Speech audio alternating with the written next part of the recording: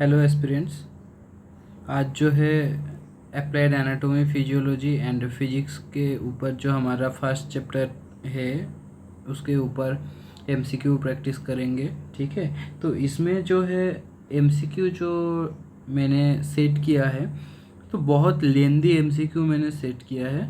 ठीक है, इसके हिसाब से मैंने सेट किया है कि अगर लेंदी क्वेश्चन आ जाए, क्वेश्चन इजी है लेकिन क्वेश्चन अगर लेंदी आ जाए तो कैसे हैंडल कर सकते हैं। ठीक है, और ऐसा क्वेश्चन आए तो उसके लिए प्रैक्टिस भी करना ज़रूरी होता है, तो इसीलिए मैंने ऐसा क्वेश्चन आज दिए हैं। ठीक है, चलिए प्रैक्टिस करते हैं। Anatomically the larynx is situated between the root of the tongue and the trachea. Okay, it corresponds to which of the following vertebral levels. Question क्या पूछ रहा है कि लैरिंग्स जो है वो कौन सा वर्टिब्रल लेवल में रहता है, ये मेन क्वेश्चन है। ठीक है, ऑप्शन क्या है C2 to C5, C3 to C6, C4 to C7 and C5 to T1। Right answer क्या हो जाएगा C3 to C6। Okay, next question. The laryngeal skeleton consists of 9 distinct cartilage. Okay, 9 cartilage रहता है laryngeal skeleton में. Which of the following represents the complete set of unpaired laryngeal cartilage? पूछा है क्या unpaired laryngeal cartilage कौन सा है? जो ऑप्शन दिया है इनमें से unpaired laryngeal cartilage कौन सा है? Arytenoid, corniculate, cuneiform. Option B thyroid, cricoid, epiglottis. Option C thyroid, arytenoid, cricoid. Option D cricoid, epiglottis, corniculate. तो इनमें से 3 पेयर्ड रहता है, 3 अनपेयर्ड रहता है। तो हमें पूछा क्या है 3 अनपेयर्ड कौन सा है? अनपेयर्ड जो है एरिटिनॉइड, कॉर्निक्यूलेट, क्यूनिफॉर्म, ये जो है हमारा पेयर्ड है, तो ये ऑप्शन नहीं हो रहा है।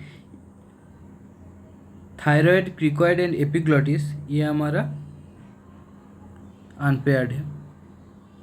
ओके, बाकी ये ऑप्शन मिक्स करके दिया है। ठीक है, तो हमारा आंसर हो गया क्या thyroid, cricoid and epiglottis. Next, during a surgical procedure involving the thyroid gland a surgeon carefully avoids ligating the nerve that supplies the cricothyroid muscle. Which nerve is this? तो मेन क्वेश्चन क्या है, जो क्रिकोथायरॉयड muscle है, ठीक है, कौन सा nerve supply करते हैं? Recurrent laryngeal nerve, internal branch of superior laryngeal nerve, external branch of superior laryngeal nerve, inferior laryngeal nerve. Right option क्या हो जाएगा external branch of superior laryngeal nerve. External branch of superior laryngeal nerve. जितना intrinsic muscle है लैरिंग्स का वो कौन supply करते हैं? Recurrent laryngeal nerve. Intrinsic muscle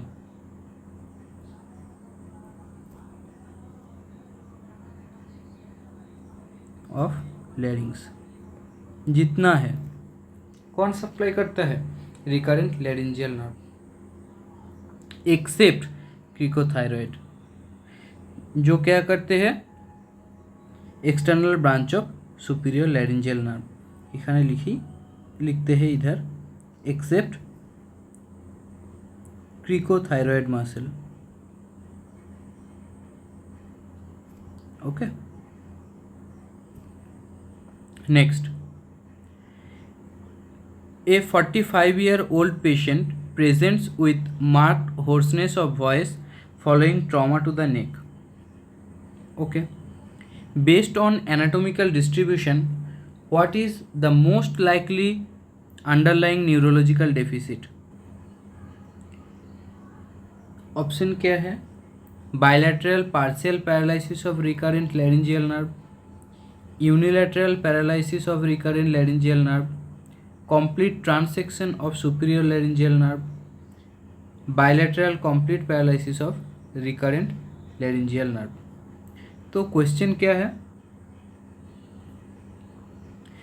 hoarseness of voice कौन सा नर्व का डैमेज के कारण हुआ है, बात ये है, मतलब कौन सा नर्व का पैरालिसिस के कारण और कौन सा न्यूरोलॉजिकल डेफिसिट के कारण ये हुआ है। ठीक है, ये बहुत इजी है। ठीक है, कौन सा होगा, unilateral paralysis of recurrent laryngeal nerve, option B. अगर वन साइड का होता है तो क्या होता है, यूनिलैटरल वोकल कॉर्ड इमोबिलिटी होता है। ये होने से क्या हो जाता है, hoarseness of voice. Okay, hoarseness of voice का कारण ये है। ठीक है, नेक्स्ट। ओके, अगर बायलैटरल पार्शियल पैरालिसिस होगा तो क्या हो जाएगा, रेस्पिरेटरी स्ट्राइडर होता है। क्या होता है, रेस्पिरेटरी स्ट्राइडर होता है। बहुत इजी क्वेश्चन है ये। अगर कंप्लीट जो है superior laryngeal nerve complete paralysis हो जाएगा, ठीक है, तो क्या हो जाएगा,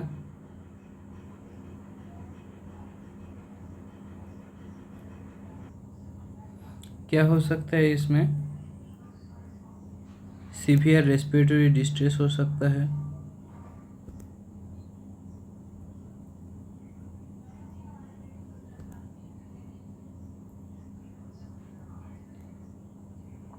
ओके, स्ट्राइडर हो सकता है,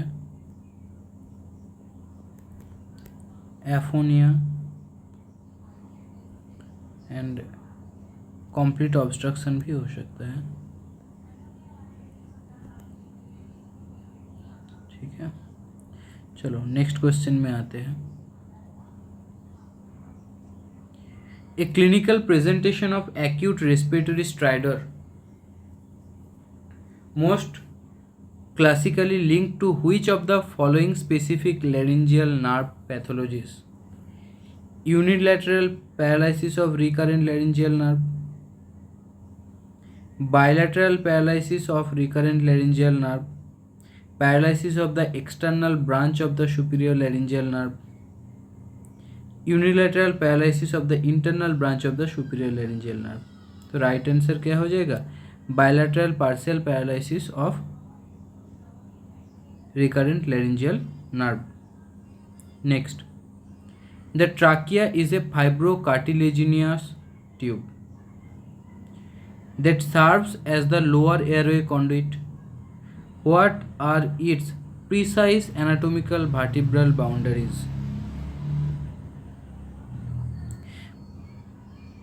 क्या पूछा है कि ट्राकिया जो कौन सा वर्टिब्रल जो बाउंड्री है, कौन सा वर्टिब्रल लेवल में रहता है। क्वेश्चन बहुत सिंपल है। ऑप्शन क्या है, C3 to C6, C5 to T4, C6 to T5, C7 to T6। Right answer क्या हो जाएगा, C6 to T5। Okay, C6 position में क्या रहता है, क्रिकॉइड रिंग इधर से स्टार्ट हो जाता है। ओके, T5 में क्या हो जाएगा, कैराइना आ जाएगा। ठीक है, तो C6 to T5 right answer हो जाएगा। Okay, next, a radiologist evaluates a chest radiograph to locate the tracheal bifurcation. A radiologist evaluates a chest radiograph to locate the tracheal bifurcation. Which anterior thoracic surface landmark corresponds accurately to this structure? Sternal angle, second costal cartilage at the manubrium-sternal junction. Option B, jugular notch of the manubrium. Option C, third sternocostal joint. Option D, xiphisternal junction. तो ये बहुत simple है। कैराइना जो हमारा anterior thoracic surface से कहाँ मिलता है, मतलब उनका पोजीशन क्या होता है कैराइना का, ठीक है। Second costal cartilage of the manubriosternal angle जो है ये ऑप्शन ए राइट आंसर हो जाएगा, ठीक है। Next question, which of the following morphometric parameters accurately describes the structure of the adult human trachea? Which of the following morphometric parameters accurately describes the structure of the adult human trachea? Okay. Length 15 to 18 centimeter, rings 10 to 12 complete rings. No. Option B, length 10 to 12 centimeter, yes. Rings 16 to 20 incomplete C-shaped rings.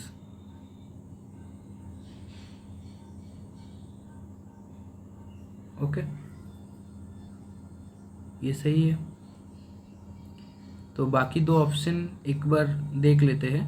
8 to 10 centimetre ये भी नहीं होगा, 10 to 12 centimetre ये हो सकता है। Rings क्या, 16 to 20 complete circular rings।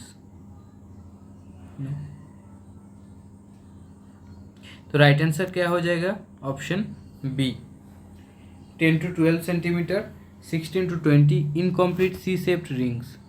Okay, जिसका पोस्टीरियर पार्ट जो है इनकम्प्लीट सी शेप्ड रिंग्स, जिसका सी का पोस्टीरियर पार्ट जो है posteriorly trachealis muscle posteriorly completed by trachealis muscle। Okay, एक मिनट।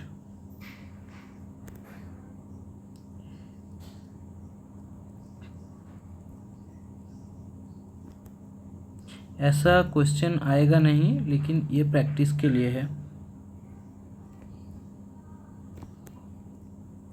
लेकिन ऐसा तो हम बोल नहीं सकते कि ये आएगा ही नहीं।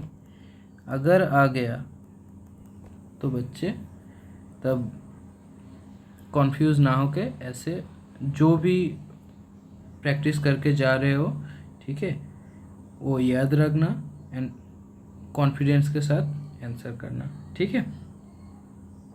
Next question, during bronchoscopy the clinician advances the scope from the level of the vocal cords down to the main carina. What is the expected normal anatomical distance traveled? During bronchoscopy, the clinician advances the scope from the level of the vocal cords down to the main carina. Okay, तो ये basically क्या पूछ रहा है, जो length है वो पूछ रहा है, ठीक है। तो लेंथ कितना है, कहाँ से, जो वोकल कॉर्ड है, वोकल कॉर्ड से कहाँ पूछ रहा है, वोकल कॉर्ड से कैराइना,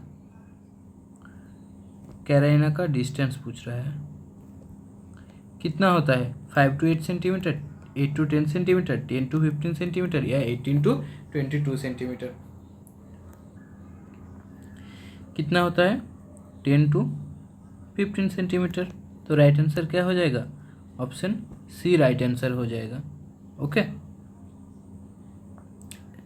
लेकिन ये जो है इनसिसर, ये इसमें एक याद रखना, इनसिसर टीथ से वोकल कॉर्ड तक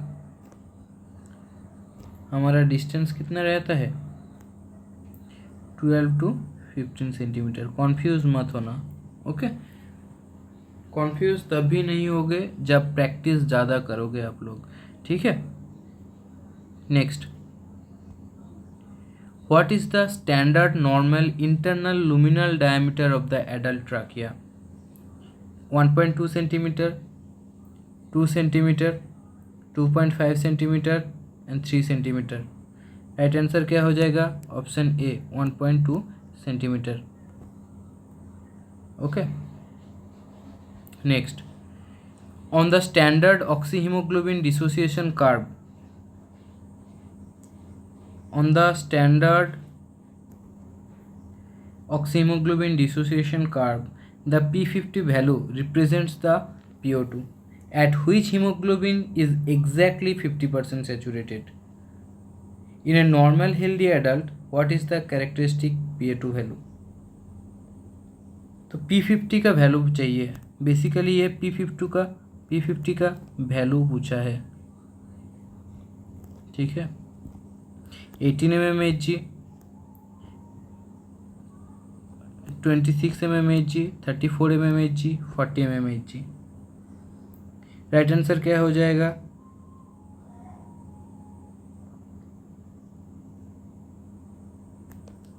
twenty 6 mmHg. Option B. Okay. Under baseline physiological condition. Okay.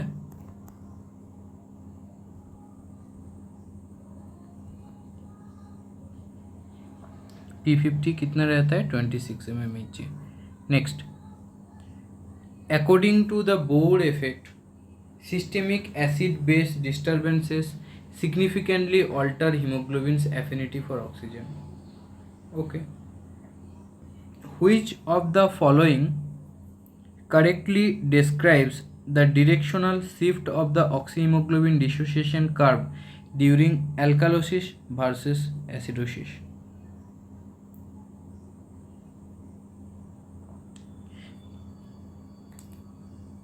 क्या बोला है कि एल्कालोसिस एंड एसिडोसिस जो है उसका जो ऑक्सीहीमोग्लोबिन डिसोसिएशन कर्व का शिफ्टिंग है वो कौन डिसाइड करते हैं? Alkalosis shifts the curve right, acidosis shifts the curve to the left. Okay. Alkalosis shifts the curve to the left, acidosis shifts the curve to the right. Okay. Right answer तो यही होगा. एल्कालोसिस जो होता है left में shift हो जाता है oxygen haemoglobin dissociation curve, and acidosis में क्या हो जाता है? राइट में शिफ्ट हो जाता है. ठीक है. और बाकी का देखने का कोई ज़रूरत नहीं है. Next, the fundamental physiological concept of oxygen flask is precisely defined as the volume of oxygen diffusing across the alveolar capillary membrane per minute. मतलब ये बेसिकली क्या पूछा है? ऑक्सीजन फ्लास्क का डेफिनेशन, फंडामेंटल कॉन्सेप्ट पूछा है. ठीक है. The amount of oxygen leaving the left ventricle and entering the systemic circulation per minute. ये तो सही है. दूसरा क्या ऑप्शन दिया है? The total volume of oxygen extracted by the peripheral. नहीं होगा ये. The rate of cellular oxygen utilization within the peripheral skeleton muscle mitochondria. नहीं होगा. तो राइट आंसर क्या हो जाएगा? Option B. The amount of oxygen living the left ventricle and entering the systemic circulation per minute. ये right answer हो जाएगा. ठीक है. जो ऑक्सीजन फ्लास्क नॉर्मल कितना होता है? 1000 ml पर minute. Okay. Basically the amount of oxygen leaving the left ventricle per minute, amount of oxygen ऐसे लिखते हैं, amount of oxygen leaving LV per minute, that is called oxygen flask. okay. जो इधर बोला है कि the amount of oxygen living the left ventricle and entering the systemic circulation per minute. Next, what is the normal estimated baseline value for systemic oxygen flask in A resting healthy human adult? 250 ml पर minute, 500 ml पर minute, 750 ml पर minute, 1000 ml पर minute. अभी मैंने बोला ये 1000 ml पर minute ये नॉर्मल होता है. जो O2 फ्लास्क, ये क्या होगा, O2 फ्लास्क नॉर्मल कितना होता है 1000 ml पर minute. Next, which of the following statements accurately captures the underlying physiological mechanism of the Haldane effect? First, हेल्डेन effect क्या है कि डीऑक्सीजनेटेड ब्लड जो है उसमें ज़्यादा CO2 कंटेंट रहता है, जो क्या बोलेंगे उसको, एक PCO2 दिया होगा तो उसमें, तो जो PCO2 दिया रहेगा उसमें ऑक्सीजन कार्बन डाइऑक्साइड कंटेंट ज़्यादा रहेगा, ओके, ऑक्सीजनेटेड ब्लड से डीऑक्सीजनेटेड ब्लड में, यही कॉन्सेप्ट है, ठीक है। तो इधर जो ऑप्शन दिया है, पहले देखो कि क्या बोला है, binding of oxygen to haemoglobin increases haemoglobin affinity for carbon dioxide. ये समझने में थोड़ा दिक्कत हो सकता है, पहले ये समझो क्वेश्चन क्या है। क्वेश्चन पूछा है which of the following statements accurately captures the underlying physiological mechanism of the हेल्डेन effect. इसको अच्छे से बोलेंगे तो हेल्डेन इफेक्ट क्या है ये पूछा है, ठीक है। तो हेल्डेन इफेक्ट क्या है, binding of oxygen to haemoglobin increases the haemoglobin affinity for carbon dioxide. ये रॉन्ग हो गया, ये सही हो जाता अगर ये बोलता है कि ये डिक्रीज हो जाता, तो ये सही हो जाता, ठीक है। ऑक्सीजन से हीमोग्लोबिन का एफिनिटी बाइंड करने का एफिनिटी बढ़ा देता है एंड हीमोग्लोबिन का CO2 के साथ बाइंडिंग का जो एफिनिटी है वो कम कर देता है, ठीक है। इसको ये सही हो जाता फिर, okay.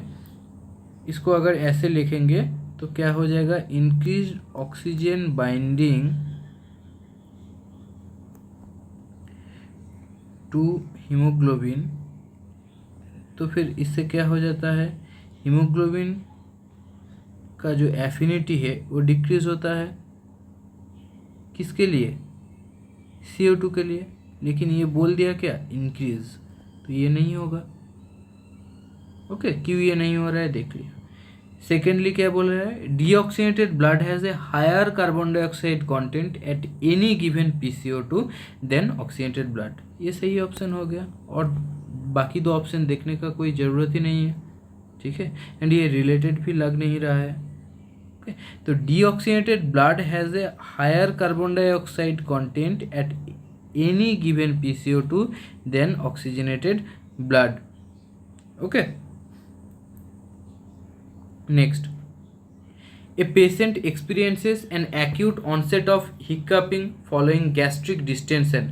Pathophysiologically, a hiccup is most accurately classified as an intermittent tonic spasm of intercostal muscles of voluntary origin, intermittent clonic spasm of diaphragm of reflex origin, sustained tetanic contraction of the abdominal wall musculature, and option D क्या दिया है, involuntary reflex relaxation of the upper oesophageal sphincter. तो right option क्या हो जाएगा, option B, intermittent clonic spasm of the diaphragm of reflex origin, ठीक है। तो हिकअप्स जो है क्या है, involuntary intermediate clonic spasm of diaphragm that is triggered by reflex arc, okay. Next question, in standard pulmonary spirometry the baseline lung volume inspired and expired during normal quit. Unforced breathing is termed the inspiratory reserve volume, that is called IRV, residual volume, tidal volume और vital capacity. Right answer क्या हो जाएगा, option C, tidal volume. Actually ये tidal volume का definition बोल दिया MCQ में, ठीक है। नेक्स्ट क्वेश्चन,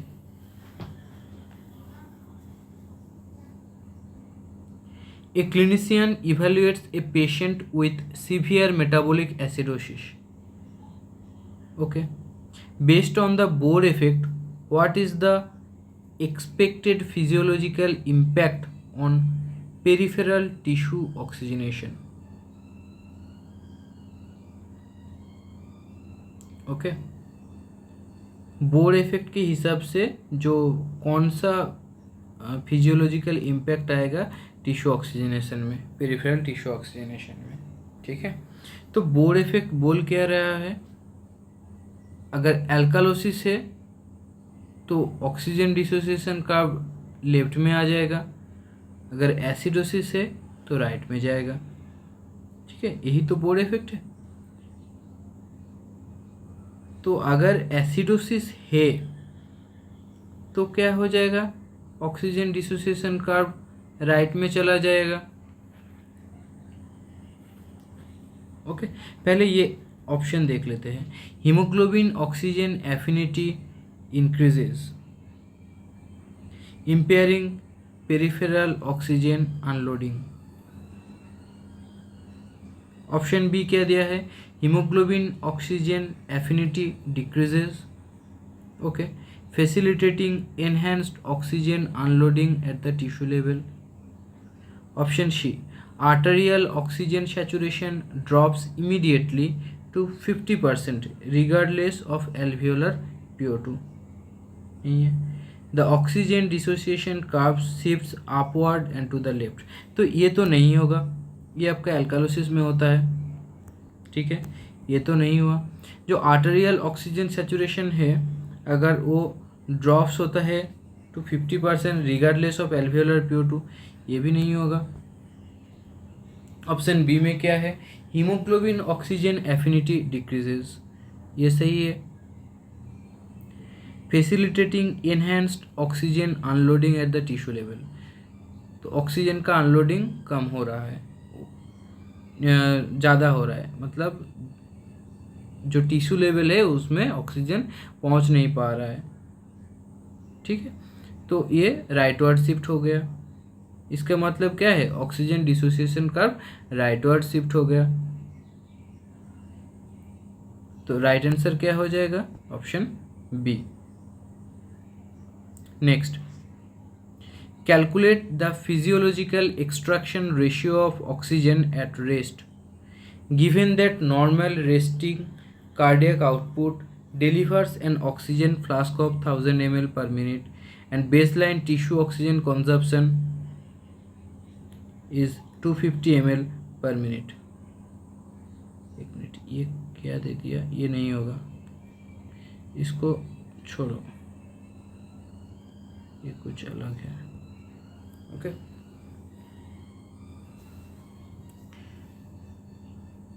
तो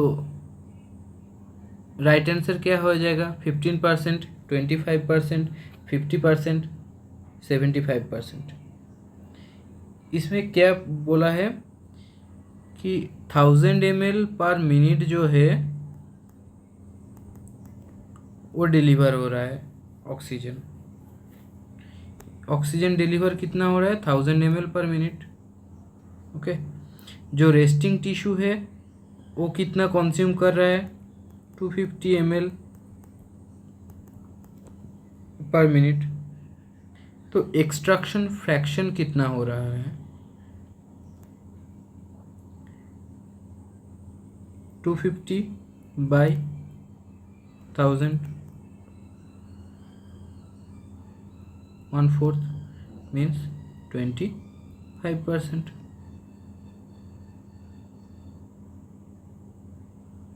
ओके, तो राइट आंसर क्या हो जाएगा, 25%।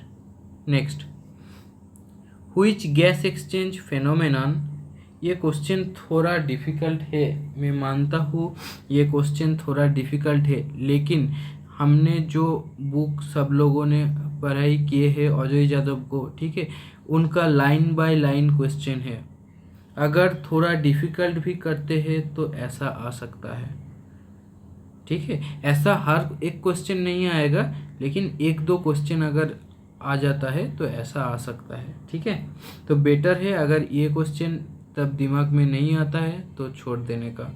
Okay, next, which gas exchange phenomenon explains why venous blood entering the lungs readily unloads carbon dioxide as oxygen binds to hemoglobin within the pulmonary capillaries? ये बहुत लंबा question है। क्या पूछा है? जो वेनस ब्लड है वो लंग्स में रेडिली अनलोड कर रहा है कार्बन डाइऑक्साइड एंड ऑक्सीजन को हीमोग्लोबिन से बाइंड कर रहा है पल्मोनरी कैपिलरी के अंदर। कौन सा गैस एक्सचेंज ये एक्सप्लेन करता है?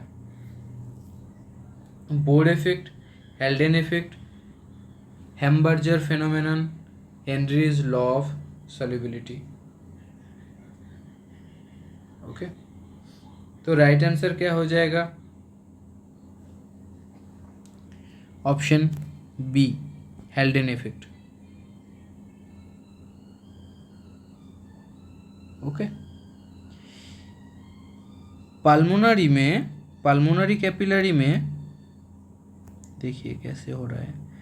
पल्मोनरी कैपिलरी में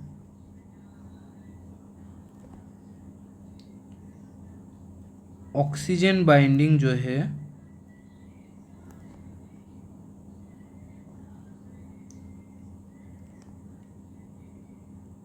हीमोग्लोबिन एफिनिटी को फॉर CO2 रिड्यूस करते हैं। ये हेल्डेन इफेक्ट है। तो इसी कारण क्या हो जाता है? अनलोडिंग होता है प्लस एक्सप्रेशन होता है CO2 का। ओके, तो राइट आंसर क्या हो जाएगा? हेल्डेन इफेक्ट। मैंने उधर बताया था, ठीक है। बहुत क्वेश्चन थोड़ा डिफ़िकल्ट है, मैं मानता हूँ ये क्वेश्चन डिफ़िकल्ट है, लेकिन ये जो हमारा अजय यादव बुक है जो हम सब ने पढ़ाई किए हैं, ठीक है, उससे रिलेटेड ही है। Next question, under normal resting conditions expression is purely passive process driven by elastic recoil. Okay, however during general anesthesia with inhalational agents, expiration typically becomes an active process mediated primarily by which muscle group? Internal intercostal muscle, abdominal muscle, scalene and sternocleidomastoid, option D diaphragmatic क्रीड़ा, ठीक है। Right answer क्या हो जाएगा? Abdominal muscle. Okay, जब resting expiration passive होता है, ठीक है, लेकिन इनहेलेशनल एनास्थेटिक जो है वो रेस्पिरेटरी ड्राइव को अल्टर करते हैं, ठीक है, एंड जो एयरवे रेजिस्टेंस है recruiting the abdominal muscles to actively force the exhalation. Okay,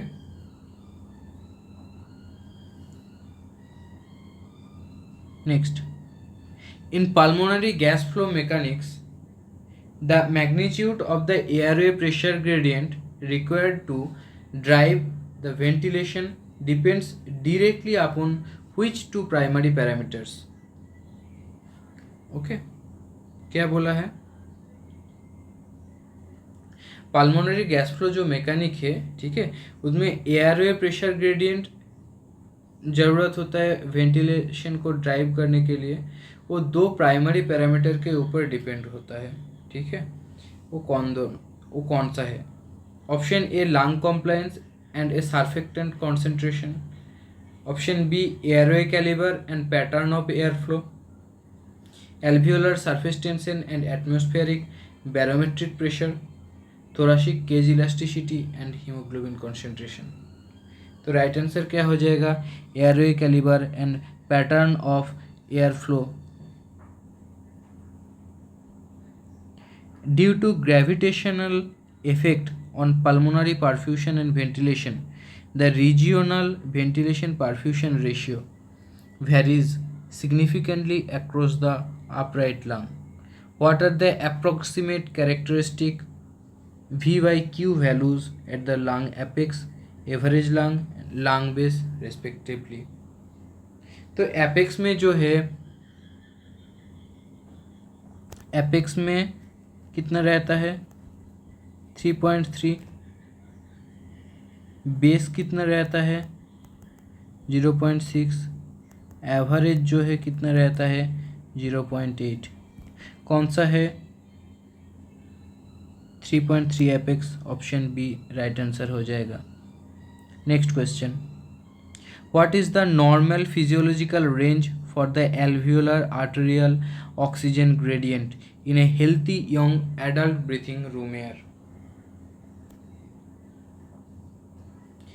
जो A minus A alveolar arterial oxygen gradient है वो क्या है एक हेल्दी यंग एडल्ट के लिए? 0 to 2 mmHg, 3 to 5 mmHg, 10 to 15 mmHg, 20 to 25 mmHg।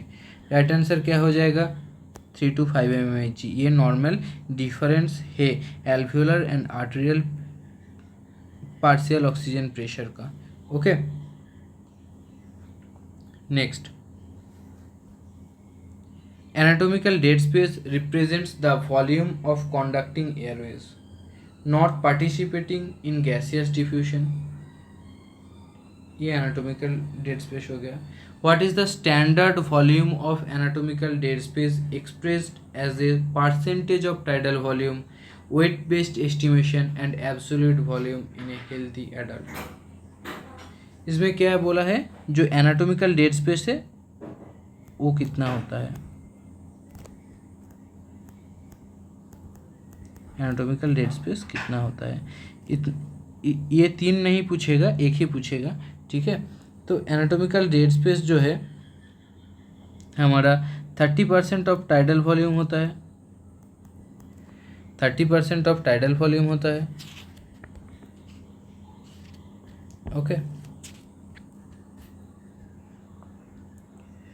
और क्या बोल सकते हैं 2 ml पर kg बॉडी वेट के हिसाब से हो सकता है। ओके, और क्या बोलेंगे 150 ml हो सकता है। तो ये तीनों जो ऑप्शन में है वही राइट आंसर हो जाएगा। ऑप्शन बी में दिख रहा है हमें 30% ऑफ टाइडल वॉल्यूम 2 ml पर kg एंड 150 ml, तो राइट आंसर क्या हो जाएगा option B. Next, alveolar dead space represents alveoli that are ventilated but completely unperfused। How does postural orientation affect the volume of alveolar dead space in a healthy adult? ये question भी अच्छा है। ये जो है ये क्वेश्चन एल्वियोलर डेड स्पेस के ऊपर है, ठीक है। अगर एल्वियोलर डेड स्पेस जो है स्टैंडिंग पोजीशन में कितना रहता है, alveolar dead space, okay, standing position में कितना होता है 60 to 80 ml and lying position में 0 होता है। तो इधर भी ऑप्शन बी जो है राइट हो जाएगा, ठीक है। इतना क्वेश्चन को इतना लेंथी किया, लेकिन मेन पॉइंट आपको समझना है कि क्या पूछ रहा है। इधर मुझे पूछ रहा है कि एल्वियोलर डेड स्पेस का वॉल्यूम क्या है। एक हो गया आपका स्टैंडिंग पोजीशन में क्या है और एक लाइंग पोजीशन में क्या है, बता दिया। Next question, what is the base line, okay baseline double आ गया। What is the baseline physiological oxygen uptake in a resting healthy human adult? 150 ml per minute, 250 ml per minute, 350 ml per minute, 500 ml per minute। तो oxygen Uptake क्या है, normal oxygen Uptake हमारा 250 ml पर minute होता है। ये हमारा normal oxygen uptake है। Okay, next question. According to standard physiological stoichiometry, exactly how much oxygen can be chemically bound and carried by 1 gram of fully saturated hemoglobin? तो बात यह है कि 1 ग्राम हीमोग्लोबिन जो है कितना ऑक्सीजन जो है कैरी कर सकता है, कितना 1.34 ml ऑक्सीजन को कैरी कर सकते हैं। तो राइट आंसर क्या हो जाएगा? Option B 1.34 ml। Compare to normal physiological oxygen content carried within arterial blood versus mixed venous blood, what are their respective standard concentration? Okay, तो आर्टेरियल ब्लड जो है, आर्टेरियल ब्लड में कितना रहता है? 20 ml पर DL, वेनस ब्लड में 15 ml पर DL।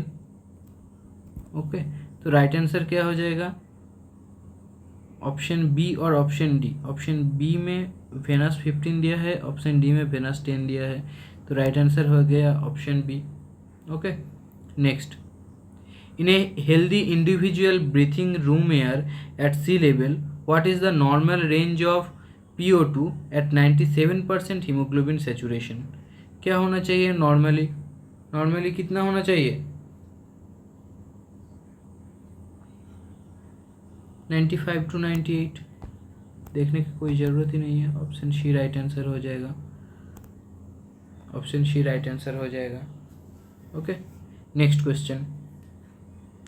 During preparation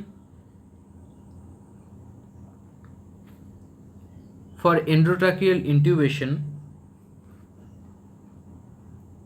the clinician recalls that the approximate anatomical distance from the upper incisor to the carina is, ये पूछा है अपर इंसिसर टू कैराइना का डिस्टेंस लेंथ कितना है। ठीक है, 12 to 15 centimetre, 20 to 25 centimetre, 28 to 30 centimetre, 35 to 40 centimetre. Right answer क्या हो जाएगा? Option C 28 to 13 centimetre. Okay,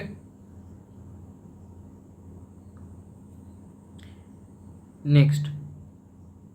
एंडोब्रोंकियल intubation, bracket में जो भी है मैं नहीं देखने वाला हूँ। ओके, ऑकर्स, अगर क्वेश्चन मैं एग्ज़ाम हॉल में बैठा हूँ तो ये ब्रैकेट वाला पोर्शन मैं नहीं देखने वाला हूँ। अगर फर्स्ट टाइम क्वेश्चन पढ़ने के बाद समझ में नहीं आता है, then only I will go for the bracket part. Okay, endobronchial intubation occurs more commonly on the right side. Okay, which combination of the anatomical features best explain this? मतलब ये बोल रहा है कि एंडोब्रोंकियल इंट्यूबेशन क्यों होता है, मतलब राइट साइडेड एंडोब्रोंकियल इंट्यूबेशन क्यों होता है? The right bronchus is longer, narrower and more horizontal. It is shorter, wider and forms less acute angle with the trachea, has a more acute angle and is significantly longer, and the right bronchus divides into only 2 lower bronchi immediately at the carina. तो right answer क्या हो जाएगा? The right bronchus is shorter, wider and forms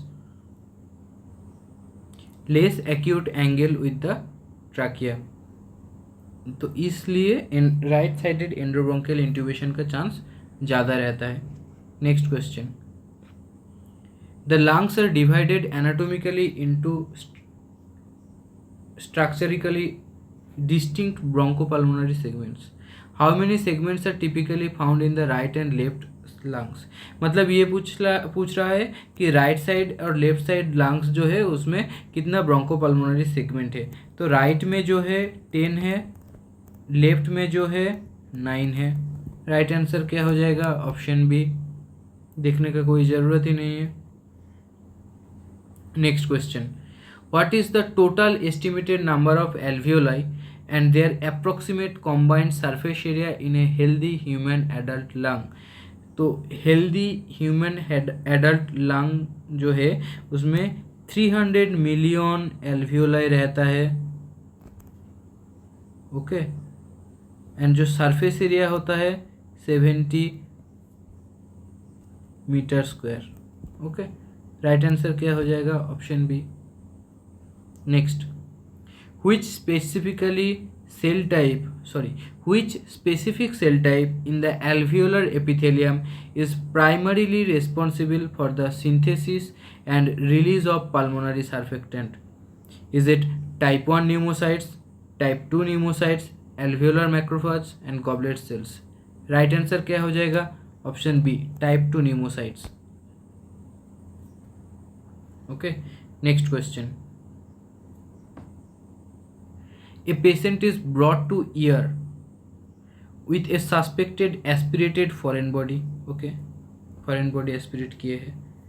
The patient was in supine position में था during aspiration. Based on gravity and anatomy, where is the object most likely to lodge?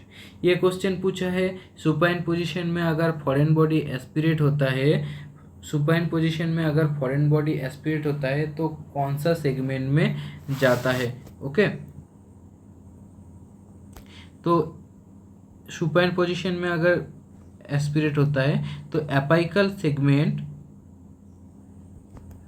Of right lower lobe में जाते हैं। तो option B इधर right answer हो जाएगा। Okay,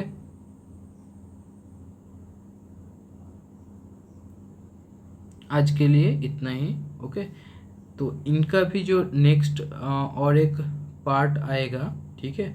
तो मैं बेसिकली ये जो फर्स्ट चैप्टर है इनका ही मैंने ऐसा क्वेश्चन बनाया है कि थोड़ा आइडिया रहे कि क्वेश्चन अगर आता है तो ऐसे भी क्वेश्चन आ सकता है, ठीक है। ऐसा क्वेश्चन बेसिकली नहीं आता है, अगर ऐसा क्वेश्चन आ जाती है तो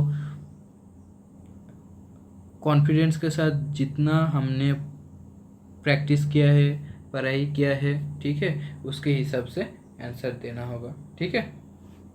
थैंक यू।